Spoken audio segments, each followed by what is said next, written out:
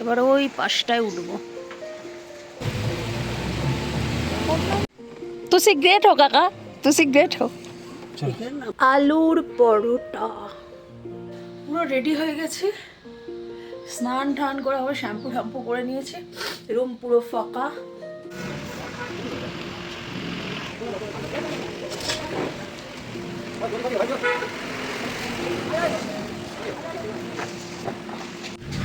Good morning everyone.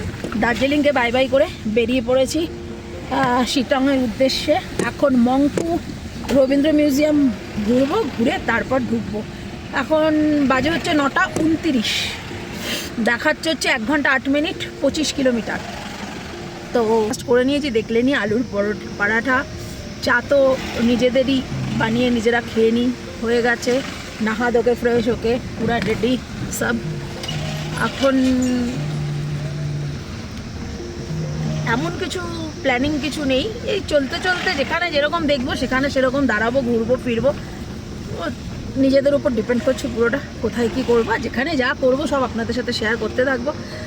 আশা করি video আপনাদের ভালো লাগবে। ভিডিও শেষ অবধি সঙ্গে থাকার রিকোয়েস্ট রইলো। আর যদি ভিডিও ভালো লাগে তাহলে ভিডিও শেষে একটা লাইক করতে অবশ্যই ভুলবেন না। যারা এখন আমার চ্যানেলটা সাবস্ক্রাইব করেনি, রিকোয়েস্ট রইলো আমার চ্যানেলটা সাবস্ক্রাইব করে বেল আইকনটা টং করে বাজিয়ে রাখা, তাহলে যে ভিডিও পোস্ট করবো সেটা অটোমেটিক্যালি আপনার কাছে পৌঁছে যাবে। আর একটা কথা, যারা আগের ভিডিওগুলো এখনও দেখেননি দেখে আসতে পারেন, আশা করি ভালো লাগবে। চলুন। গুগল ম্যাপে মংপু রবীন্দ্র মিউজিয়াম একদম লাগিয়ে দিয়েছি। জানি না, এই ম্যাপ কিন্তু মাঝে মাঝেই আমাদেরকে অনেক জায়গায় বিপদে ফেলেছে বই কি, বাট তবুও ম্যাপই ভরসা, কিছু করার নেই। আজ অবশ্য ওয়েদারটা একটু ভালো লাগছে, কারণ রোদ উঠেছে দেখতে পাচ্ছি। শুনেছি যে জায়গায় আজ আমরা যাচ্ছি, আমাদের যেটা ডেস্টিনেশন শিলং, নাকি দারুণ সুন্দর, সেখানকার প্রকৃতি কিন্তু ভীষণই সুন্দর। তবে পাহাড়ের যে কোনো জায়গায় আমার খুব পছন্দের, কারণ আমি কোনো পাহাড়ের সাথেই কোনো পাহাড়ের মিল খুঁজে পাই না।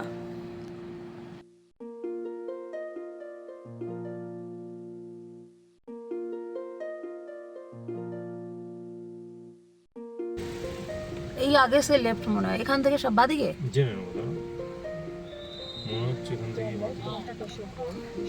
ওই লোকটাকে জিজ্ঞাসা করছি, ঋষি পুলিশকে জিজ্ঞেস করুন। হ্যাঁ, সোজা দাঁড় করো। স্যার মংপু जाने का रास्ता, মংপু। ওকে, থ্যাংক ইউ।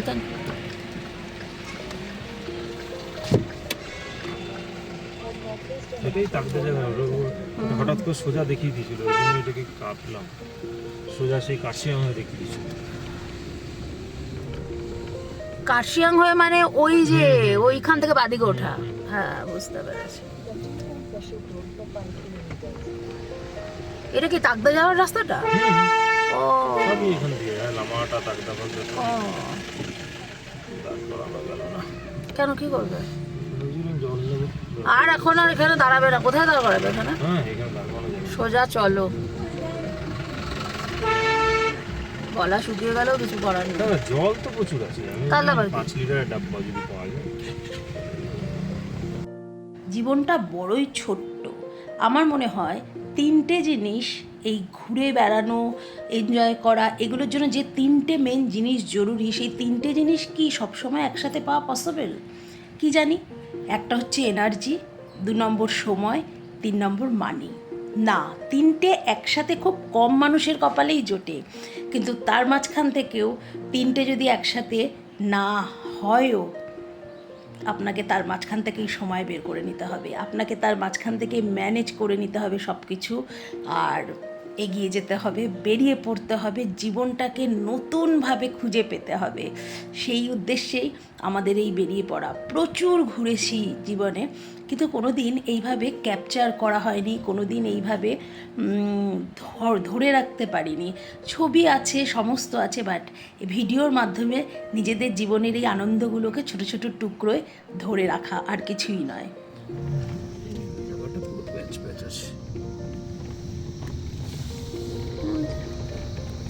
প্যাচপ্যাচ আছে, আস্তে আস্তে চলো, জায়গাটা সুন্দর।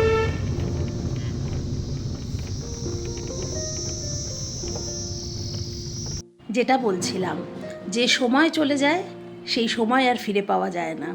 আর সময় যত যেতে থাকে আপনার এনার্জিও তত কমতে থাকে। আর রইল মানি, সেটা তো আপনার অনুযায়ী আপনার কাছে আসবে না। যখন যেভাবে আসবে আপনাকে তার সাথেই অ্যাডজাস্ট করে এগিয়ে চলতে হবে। যাই হোক, অনেক কথা হলো। অ্যাকচুয়ালি কি বলুন তো, জীবনটাকে যেভাবে উপভোগ করছি মনে হচ্ছে আপনারাও করুন, আপনারাও বেরিয়ে আসুন, আপনারাও পারবেন।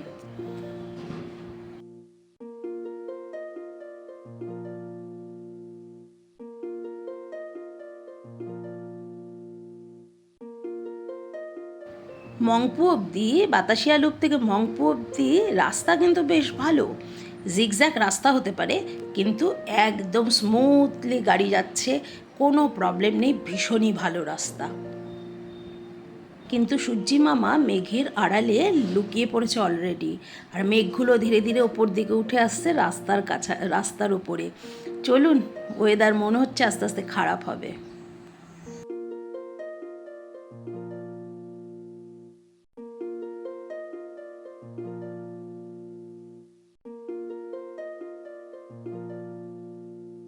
কিলোমিটার রাস্তা প্রায় 1 ঘন্টায় কভার হয়ে গেছে। চলে এসেছি মংপু, এটা হচ্ছে মংপু বাজার। এবার এখান থেকে একটু জিজ্ঞাসা করে নেব যে রবীন্দ্র মিউজিয়ামটা কোন দিকে যেতে হয়। চলুন। रविंद्र म्यूजियम किस तरफ है?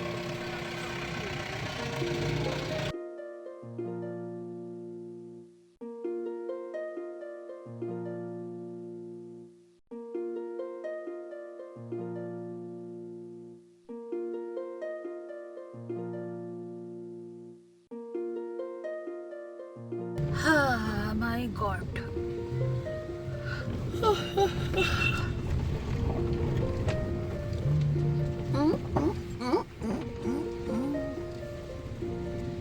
যা যা।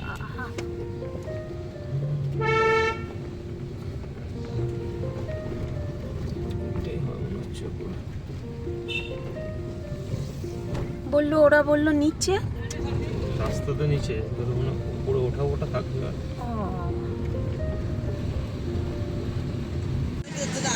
11 থেকে 17 বন্ধ, 11 থেকে 17 বন্ধ।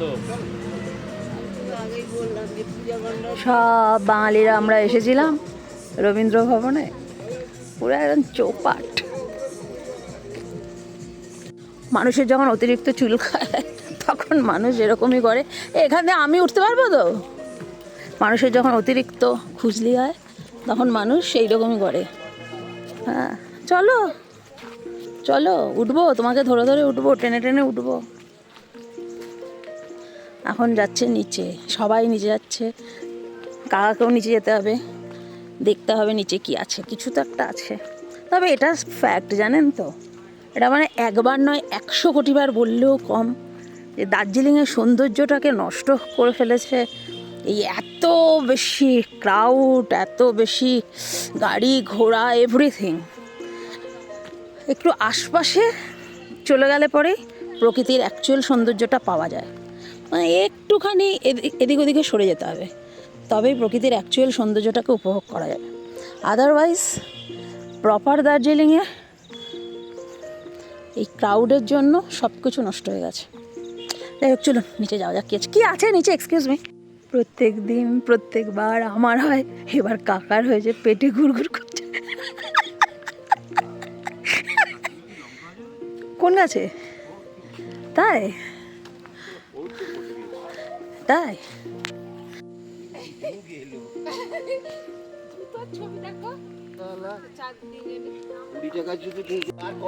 লেবু দেখুন গ্রিন হয়ে আছে।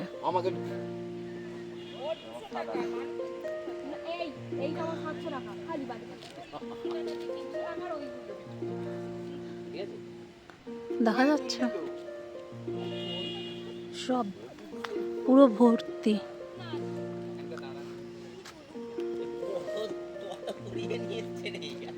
তো পেয়ে গেছে, হয়েও গেছে সব কিছু।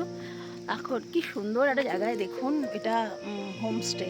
দাঁড়িয়ে দাঁড়িয়ে এখানের হোমস্টের যে মালিক, সেই দাদার সাথে এতক্ষণ কথা বলছিলাম। উনিও কলকাতাতে ছিলেন 98, 2000। যাই হোক, ভীষণ সুন্দর একটা প্রকৃতির মাঝে, চতুর্দিকে শুধু গ্রিন আর গ্রিন। ফ্যান্টাস্টিক একটা জায়গা মংপুতে। চলুন ওপরে যাওয়া যাক, গিয়ে গাড়িতে আবার উঠি। এখানে তো বন্ধ দেখলাম। Let's go. একটু ছোট্ট করে এই রবীন্দ্র মিউজিয়াম সম্পর্কে বলি। অ্যাকচুয়ালি ডক্টর মনমোহন সেনের স্ত্রী তথা বিশিষ্ট কবি ও ঔপন্যাসিক মৈত্রেয়ী দেবীর নিমন্ত্রণে রবীন্দ্রনাথ ঠাকুর 1938 ও 1939 সালে কিছুদিন এই বাড়িটায় থেকেছেন আর কি, এসেছিলেন এখানে, মানে একদম ওনার শেষের দিনগুলোর দিকে।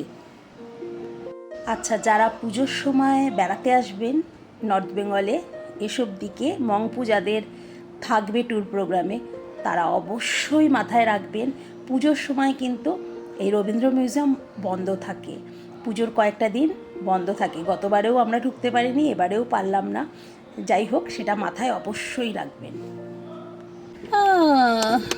এবার অ্যাকচুয়াল হোটেল যাব, তাই তো?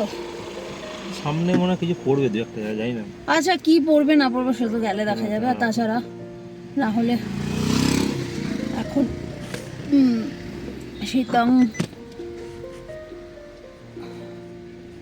পৌঁছই। আরে বাইকটা একটু এগোলেই তো পারে, কি আশ্চর্য! বাইকটা এগো।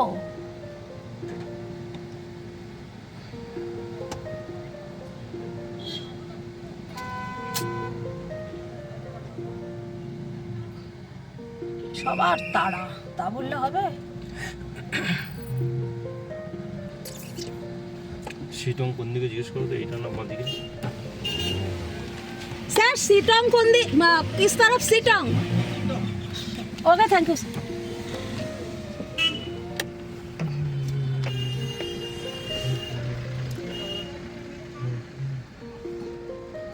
ওকে, পার্কিং করবে? দাঁড়িয়ে যাও। কেসটা কি? গাড়ি ফাড়ি করছে আস্তে। ট্রাফিক জ্যাম, এই জ্যাম ওই জ্যাম। এবার আস্তে আস্তে চলো, রাস্তা খুব সরু।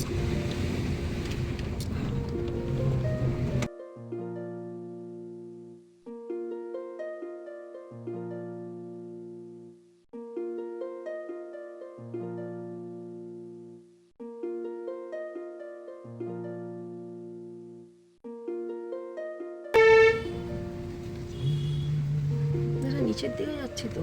উঠবো নিচে যাচ্ছি, দেখে এরকম ভাবে উঠতে নিচে। বাবা, এখানকার রাস্তাগুলো সরু সরু, দুটো গাড়ি পাশাপাশি যাবে না। যাবে? ও, একটু চাপাচাপি করে যাবে আর কি। হ্যাঁ হ্যাঁ।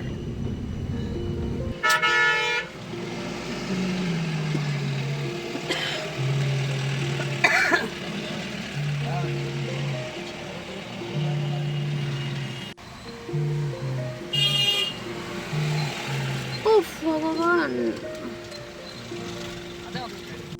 বাপরে বাপ! অনেকক্ষণ বাদে এসে আবার শিটংয়ের রাস্তায়, মংপু টু শিটংয়ের রাস্তাটা বড্ড সরু। ভাবি খুব আস্তে আর হর্ন দিয়ে দিয়ে চলো। দুটো গাড়ি পাশাপাশি এলে পরে না, একজনকে তো কোথাও না কোথাও গাড়ি গুঁজতেই হচ্ছে, নাহলে আর একটা গাড়ি যাওয়ার জায়গা পাচ্ছে না। রাস্তাটা খারাপ না, কিন্তু সরু রাস্তা। রাস্তা ভালো, কিন্তু রাস্তা ব্যাপক সরু। হর্নে হাত রাখো, ব্যাপক সরু।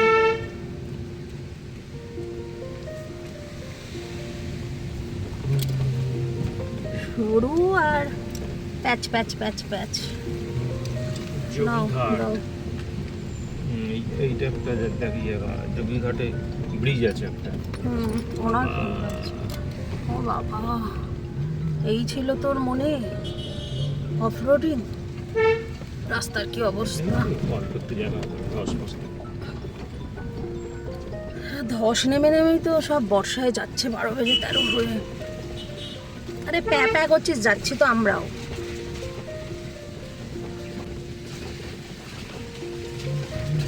গাড়ি আসছে বারান্দা।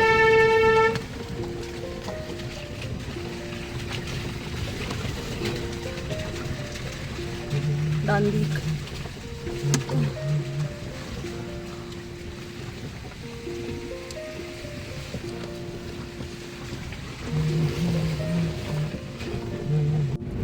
এবং পটু সিতং এর প্রকৃতি কিন্তু অন্যরকমই সুন্দর, মানে সত্যি কথা। এই যে রাস্তাগুলো দিয়ে যাচ্ছি খুব সুন্দর, কিন্তু ওই যে বললাম কমলালেবু গাছ তো ওখানেই আমি ছবি তুলে নিয়ে এলাম। তুই কমলালেবু দেখলে না? এ মা তুমি যেখানে যাচ্ছি সেটা তো কমলালেবুর গ্রাম বলে। আরে যে বাড়িটাতে তুমি গেলে, হ্যাঁ, ঠিক আছে, যেখানে যাচ্ছি সেখানে কমলালেবুর গ্রাম। হ্যাঁ সেটা ঠিক আছে, কমলালেবুর গ্রাম ডিসেম্বরে হবে। গাছ না, আমাকে ওই দাদা ডিসেম্বর বললো এবছরে ফলন কম গত বছরের তুলনায়, গত বছর অনেক বেশি হয়েছিল। তবে এটা কমলালেবুর নিয়ম, 1 বছর বেশি হয় 1 বছর কম হয়। এবছরে আবার কম হচ্ছে, আবার সামনের বছর বেশি হবে, ওই দাদাই বললো। আর পুরো গাছ ওই পাতিলেবুর মতো এরকম সবুজে ভরে আছে। আমি তো ওখানে দাঁড়িয়ে দাঁড়িয়ে ভিডিও বানালাম।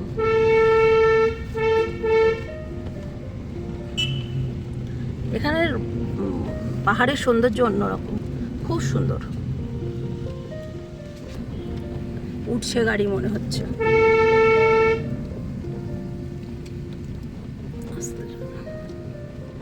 বাবা রাস্তা ভালো, কিন্তু ওই সরু সরু আর মোচড় দিয়া দেওয়া রাস্তা, প্যাচ আর প্যাচ। সুন্দর। আমরা কি এখান থেকে দেখতে পাবো?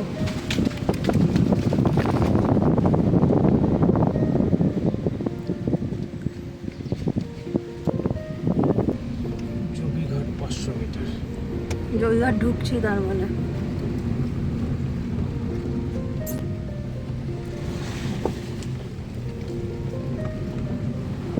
অপূর্ব।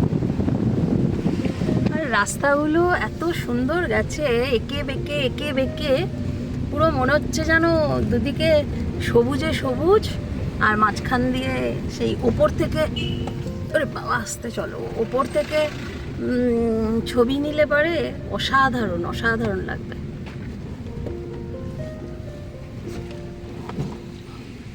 ব্রিজ। ও আচ্ছা, গাড়িটা কেমন হচ্ছে, এখানে লাগালেই ভালো হতো।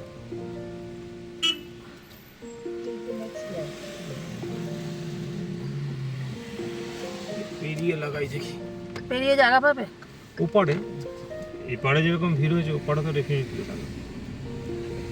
লাগাবো তো ওটাই।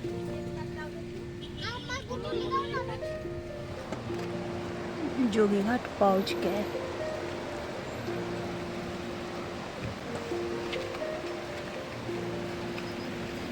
ব্রিজে চারটে কিচিং কিচিং করে ছবি তোলো।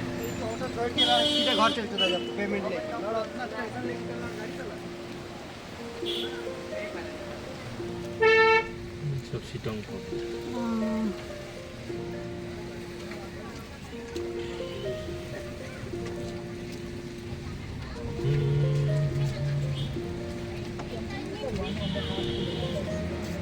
কি ফ্যান্টাস্টিক লাগছে।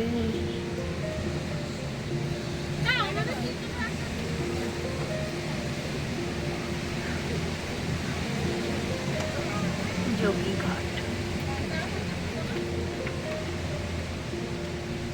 চলো না এবার এখানে নামবো, একটু অফ করি, এখানে রাখা যাবে না। এদিকে এবার এইবারে খারাপ এবার এদিকে যাব, জানতে হবে তো।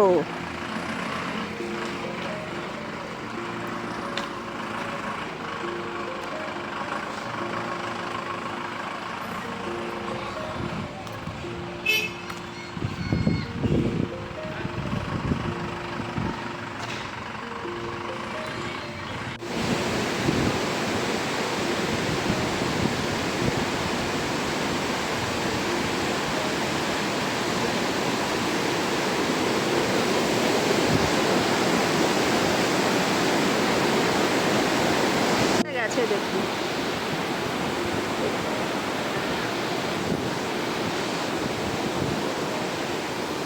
চলো ছবি তুলে দাও আমার কটা।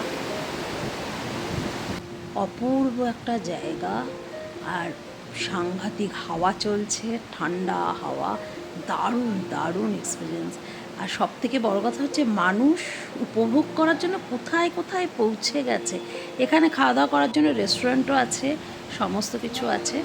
চলুন এবার ওই পাশটায় উঠবো। উফ উফ, উফ, উফ।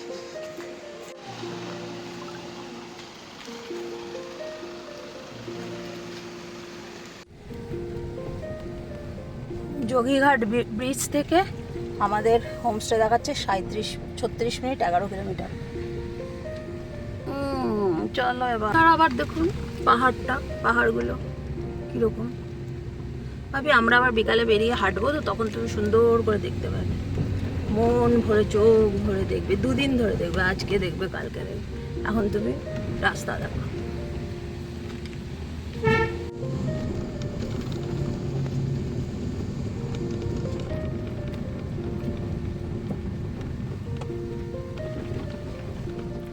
কি বিউটিফুল লাগছে।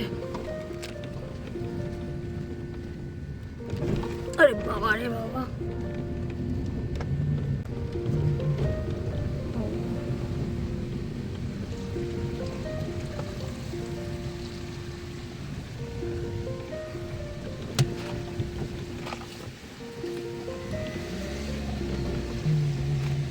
ঘাটের পর থেকে রাস্তা মারাত্মক খাড়া এবং সরুও বটে, এবং বেশ কিছু জায়গায় না রাস্তা এতটাই খারাপ, প্যাচগুলোতে বেশি খারাপ, যেখানে গাড়ি স্কিটও করছে, গাড়ি টানতে অসুবিধা হচ্ছে। বাট যাই হোক, এগোনো যাক, চলুন। রাস্তা খুব সরু, কতটা আপনারা ক্যামেরায় বুঝতে পারছেন জানি না। নীলাকে একটু বিশ্রাম দেওয়া চলছে, নীলা অনেক কসরত করেছে, আমরা একটু এখানে দাঁড়িয়ে আছি, নিজেরাও বিশ্রাম করছি। কি সুন্দর আকাশটা, একদম ক্লিয়ার।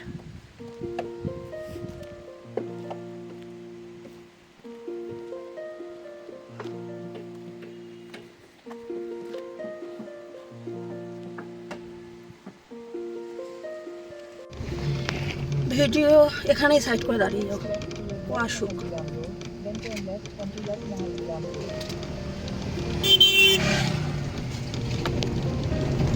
ভিডিও কি বানাবো, খাড়া রাস্তা, তার মধ্যে হিজিবিজি রাস্তা। হ্যাঁ, কোথায় ক্যামেরা, কোথায় আমি, কোনো ইয়ে নেই। কাকা তো কাকার বেস্ট দিয়েই চলেছে। যাই হোক,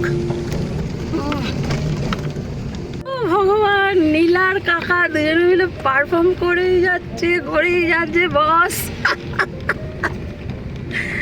ও ওপরে যেতে মানা করলো না, কি একটা বললো, ঠিক যাচ্ছে। যাই হোক, কি দেখাবো আপনাদেরকে, ওইখানের রাস্তাগুলো দেখানো উচিত ছিল, বাট আমি দেখাতে পারিনি, তার জন্য দুঃখিত। রাস্তাগুলো ওখানে খুবই খারাপ ছিল। যাই হোক, চলুন আগে যাই, পরে গিয়ে ডিটেলস বল। ওই রে না, পেছনে জায়গা নেই, থোড়া পিছিয়ে না, থোড়া পিছিয়ে।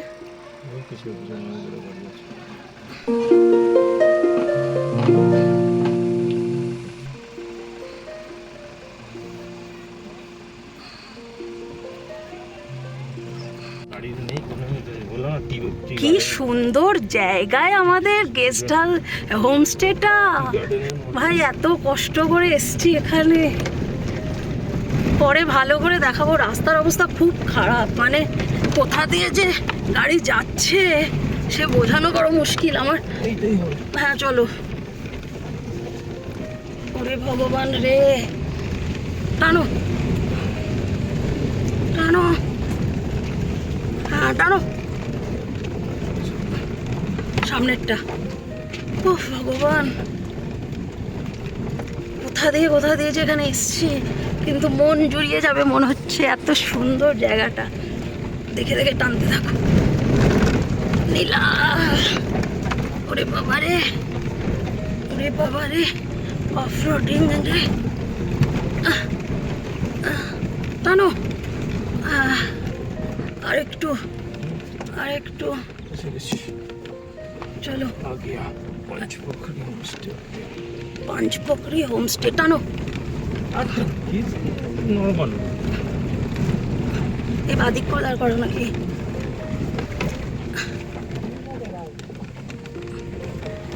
আর ওপরে যেতে হবে না, এখানেই দাঁড়াবে। ও ভগবান, तुसी ग्रेट हो काका, तुसी ग्रेट हो। চলো এটাই তো बचा लिया तो काका तुझे, এখানে থাক क्या रास्ता क्या चलाया, और नीला थपथपाना पड़ेगा तुझे। ओह, आस्ते आस्ते ये मारो। ইয়ার তো আমি প্রচন্ড টায়ার্ড হয়ে পড়েছি। একটা পাথর দিয়ে দাও না, দরকার পেলে একটা পাথর দিয়ে দাও নিচে, এমনি দিয়ে রাখো না একটা পাথর। বিশ্বাস করুন দম ফম আটকে গেছে, রাস্তার যা অবস্থা।